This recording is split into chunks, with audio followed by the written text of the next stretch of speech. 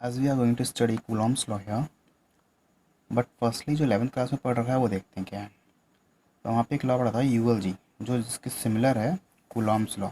यूएलजी कहता है universal law of gravitation, जैसे आपने ग्रेविटेशन लॉ के नाम से ही पढ़ा होगा, जिसमें ये फॉर्मूला निकल के आता है F equals to, this is F force equals to G m1 m2 over r square. जब भी दो मासेस होते हैं उनके बीच में अगर आर डिस्टेंस है तो उनके बीच में force of attraction will be this much. But ये जो लॉ फॉलो हो रहा है this is r square and F के बीच में, उसको बोलते हो inverse square law. Why? Because force is inversely proportional to r square. That's why it's called inverse square law. Then this law will also be used in the Coulomb's law. How? According to Coulomb's law, the electrostatic force of interaction is what? Attraction and repulsion. It may be anything because positive है तो क्या होगा? Repulsion. Positive negative है तो attraction. तो उसको हमने combinedly बोल दिया interaction. It may be anything between the 2 point charges.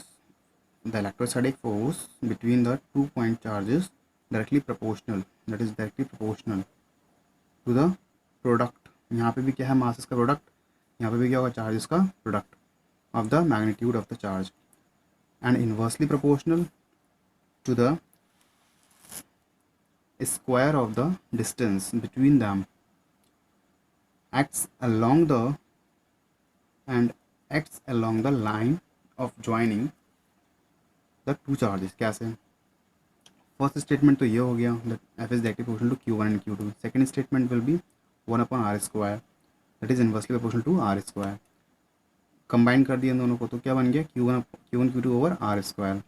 अब जब भी आप ये प्रोपोर्शन का साइन हटाओगे तो क्या मिलेगा आपको? 1/4πε0, एक कांस्टेंट। इसको क्या बोलते हो आप?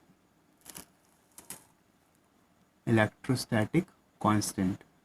This is constant 1/4πε0, it is 0। okay, we will study this term in detail in this lecture itself.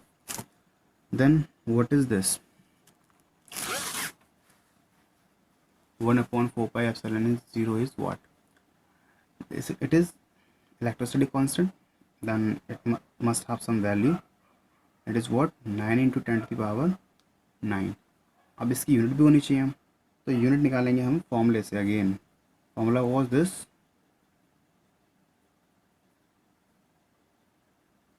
Then इसकी वैल्यू यहाँ से क्या हो जाएगी? F into R square over Q one Q two equals to क्या रह जाएगा? 1/4πε0। तो इसकी यूनिट यहाँ से आप निकाल सकते हो। फोर्स की क्या होती है? न्यूटन। डिस्टेंस है तो मीटर, मीटर स्क्वायर हो जाएगा ये। It is coulomb, it is coulomb, that is coulomb square. तो यहाँ पे यूनिट बन जाएगी Newton metre square.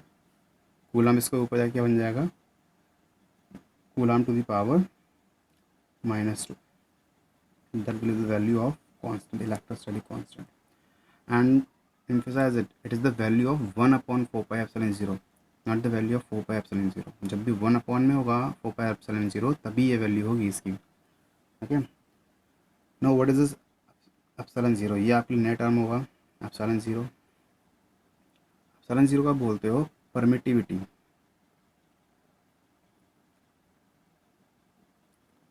Of vacuum, या आप बोल सकते हो space, because space is also consist of only vacuum. Okay, now what is permittivity? Permittivity word कुछ लेट लग रहा है परमिशन से, that is allowance. Allowance by vacuum means जो भी चार्जेस का सेट रखा है, दैट इज जो भी चार्जेस का सेट कहीं भी रखा है उनके बीच में जो फोर्स लग रहा है, किसी मीडियम में रखा है, तो वो मीडियम उस फोर्स को कितना इफेक्ट कर रहा है। सपोज हम यहाँ पर कोई बीच में मीडियम डाल दें तो force will get effect, force कम हो जाएगा। फोर्स किससे इफेक्ट हो रहा है? इस मीडियम से भी इफेक्ट हो रहा है ना। तो ये सेट कहाँ रखा है ये डिपेंड कर रहा है मीडियम पे, तो वो मीडियम की परमिटिविटी कौन है ये बता रहा है। Okay, and the same thing अगर ये वैक्यूम का है तो फिर किसी मीडियम का भी होना चाहिए, क्योंकि किसी मीडियम में भी रखे हो सकते हैं ये सेट ऑफ चार्ज। तो अगर किसी मीडियम के लिए यूज़ करना है तो बिना किसी सिंबल के सीधे एप्सिलॉन, क्या बोलते हैं इसे? एप्सिलॉन। तो दिस इज़ व्हाट, एंड जब किसी मीडियम की बात करेंगे तो इसे बोलेंगे हम absolute permittivity of medium. Okay, and most important, हम किसी की भी परमिटिविटी यूज़ नहीं करेंगे एब्सोल्यूट मोस्टली। हम क्या यूज़ करेंगे, दैट इज़ एक वर्ड और आएगा निकल के यहाँ से, relative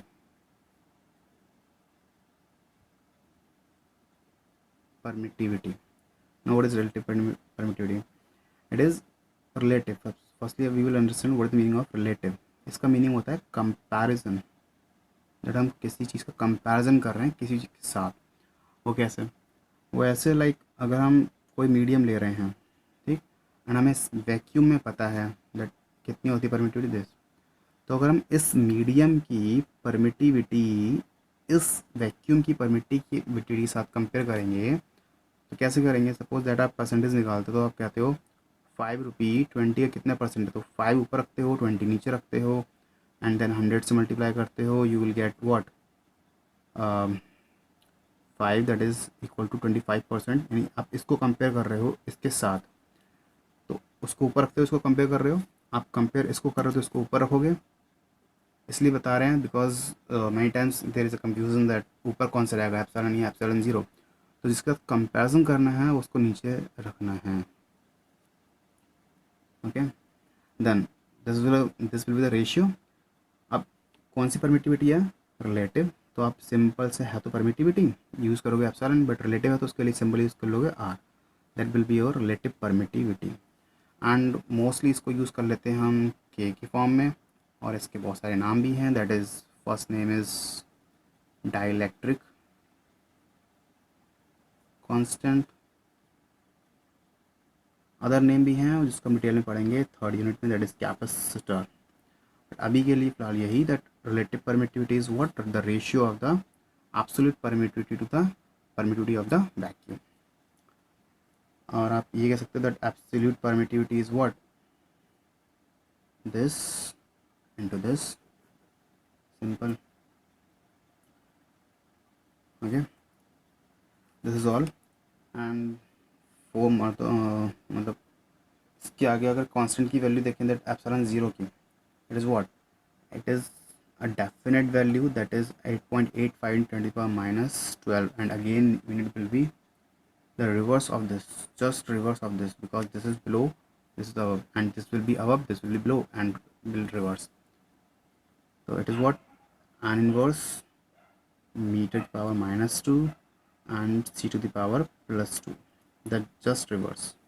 No need to remember, you have to just find the value of 1/4 pi epsilon 0 and along with its unit, and you will get the reverse of this unit for this. So it is what, permittivity of the space of vacuum.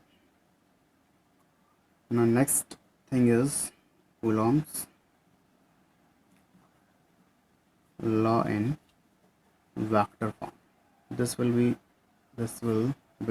detailed in the next lecture, because the lecture is going to be lengthy, that's why. One thing more, that no need to make the notes of this part.